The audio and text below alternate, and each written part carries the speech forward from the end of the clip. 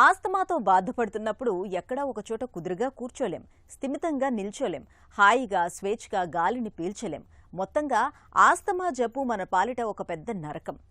ఉబ్బసం ఉధృతమైతే క్షణమొక యుగంలా గడపాలి. ఊపిరి కోసం ఒడ్డున పడ్డ చేపపిల్లలా విలవెల్లాడాలి. అయితే ఆస్తమాతో బాధపడుతున్నప్పుడు నిత్యం కొన్ని ప్రత్యేకమైన యోగాసనాల్ని సాధన చేస్తూ ఉంటే మంచి ఫలితం ఉంటుంది.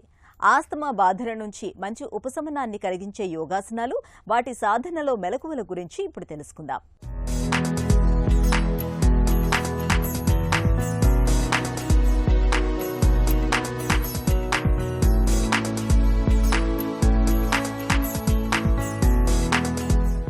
అందరికీ నమస్కారం.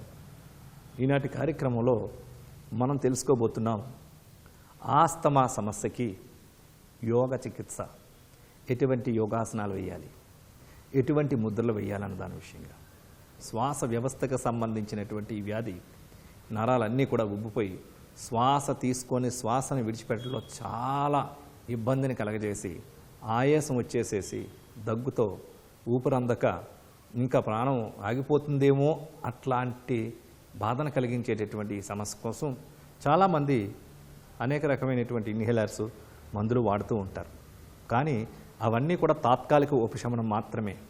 యోగాలో కొన్ని అద్భుతమైనటువంటి బ్రీతింగ్ టెక్నిక్స్, కొన్ని ప్రత్యేకమైన ఆసనాలు ఉన్నాయి.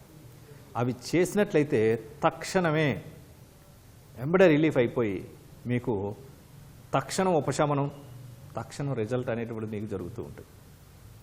దీనికి అతి ముఖ్యంగా ఉపయోగపడేటటువంటిది శ్వాసకోశ సంబంధించినటువంటి వ్యవస్థను బలపరచడం, స్ట్రెస్ లెవెల్స్ అన్నీ కూడా తగ్గించడం, బాడీ ఇమ్యూనిటీ లెవెల్స్ని బాగా పెంచడం. ఈ యోగ చికిత్స, ఈ యోగ ముద్రలు, ప్రాణాయామాలు, ఆసనాలు చేయడం ద్వారా ఏమవుతూ ఉంటుందంటే ఊపిరితిత్తుల యొక్క సామర్థ్యాన్ని పెంచడం జరుగుతూ ఉంటుంది. శ్వాసనాలంతా కూడా ఫ్రీ చేయడం, తక్షణమే ఈ ఆయాసం నుంచి, ఈ ఊపిరందక సమస్య నుంచి బయటపడడం కోసం ఇది చాలా అద్భుతంగా పనిచేస్తుంది. వీటికి సంబంధించిన కొన్ని ప్రత్యేకమైనటువంటి ఆసనాలు ఏంటంటే అర్ధమత్యేంద్రాసనం, అదేవిధంగా బద్ధ కోణాసనం, అతి పవర్ఫుల్ అయినటువంటి ముద్ర ఆస్తమా ముద్ర. వాటిని ఇప్పుడు ఏ విధంగా చేయాలో చేసి చూద్దాం. అర్ధమత్యేంద్రాసనం, కాళ్ళు రెండు కూడా స్ట్రైట్గా తెచ్చుకోవాలి, దండాసనానికి రావాలి. లెఫ్ట్ లెగ్ స్ట్రైట్గా ఉంచుకొని లెఫ్ట్ లెగ్ జతలో రైట్ లెగ్ని కూడా స్ట్రైట్గా ఉంచుకోవాలి. ఇప్పుడు లెఫ్ట్ లెగ్ని ఫోల్డ్ చేసి లెఫ్ట్ లెగ్ యొక్క పాదాన్ని రైట్ లెగ్కి రైట్ సైడ్ ఉంచాలి. ఇప్పుడు రైట్ లెగ్ని ఫోల్డ్ చేసి లెఫ్ట్ హిప్ కింద ఉంచుకోవాలి.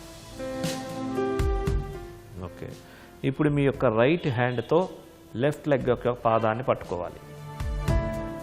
పూర్తిగా మీకు యొక్క లెఫ్ట్ సైడ్కి టర్న్ అయ్యి మీ లెఫ్ట్ సైడ్ చూస్తున్న విధంగా ఆసన స్థితిలో స్థిరంగా ఉండాలి. 1 2 3 4 5 6 7 8 9 10. ఇప్పుడు మీ యొక్క కుడి చేతిని రిలీజ్ చేసి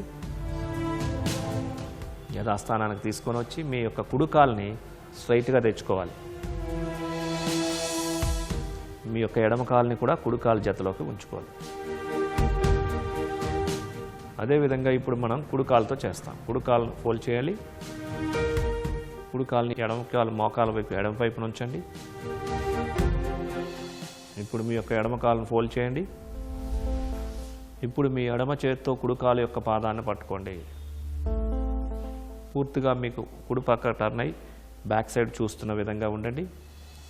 1 2 3 4 5 6 7 8 9 10.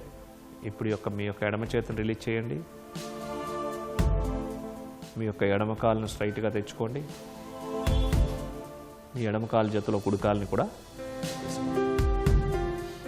దండాసన భంగిమలో ఉండండి.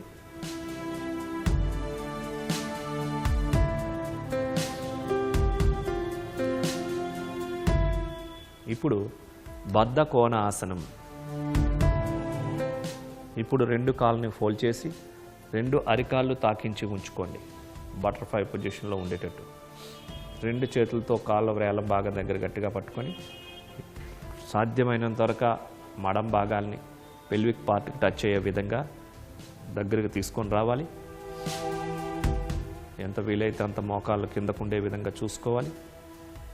మీ యొక్క వెన్ను కింద భాగం నుంచి మెడ భాగం వరకు స్ట్రైట్గా ఉండే విధంగా తీసుకొని రావాలి.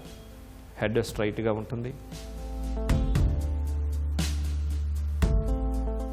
ఇప్పుడు బటర్ఫ్లై 2 మోకాల్ని పైకి కిందకి బటర్ఫ్లై సీతాకోక చిలుక రెక్కల మాదిరిగా ఈ విధంగా 30 to 40, 50 టైమ్స్ మీరు చేయాలి.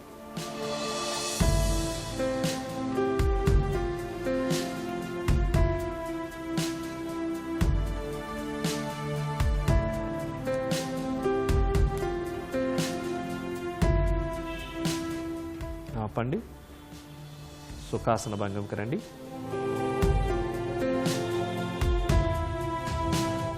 సుఖాసనంలోకి రావాలి. ఇప్పుడు మనం చేయబోతున్నాం ఆస్తమా ముద్ర. ఈ ముద్ర చాలా ఉపయోగకరమైనటువంటిది. 2 అరిచేతుల్ని 2 చేతులు అరిచేతులు చూసుకున్న విధంగా ఎదురెదురుగా ఉంచుకోవాలి. ఈ స్థితిలో మధ్య వ్రేల్ని, ఏదైతే పెద్ద వ్రేలు ఉందో ఆ మధ్య వ్రేలును ఫోల్డ్ చేయాలి పూర్తిగా. ఈ మధ్య వ్రేలు యొక్క గోరు భాగాలు 2 టచ్ చేసే విధంగా ఉంచుకోవాలి. మిగతా బొటన వ్రేలు, చూపుడు వ్రేలు, ఉంగరపు వేలు, చిటికెన వేలు స్ట్రైట్గా ఉండాలి. మిగతా వ్రేళ్ళన్నీ స్ట్రైట్గా ఉండాలి. పెద్ద వ్రేలు యొక్క గోరు భాగం మాత్రమే తాకించి ఉంచాలి. ఈ స్థితిలో కళ్ళు మూసుకోవాలి. ప్రాణిక్ బ్రీతింగ్ చేయాలి. నిదానంగా మరియు పూర్తిగా శ్వాసను తీసుకుంటూ నిదానంగా మరియు పూర్తిగా శ్వాసను విడిచిపెడుతూ ఉచ్ఛ్వాస నిశ్వాసలు నిదానంగా చేయాలి.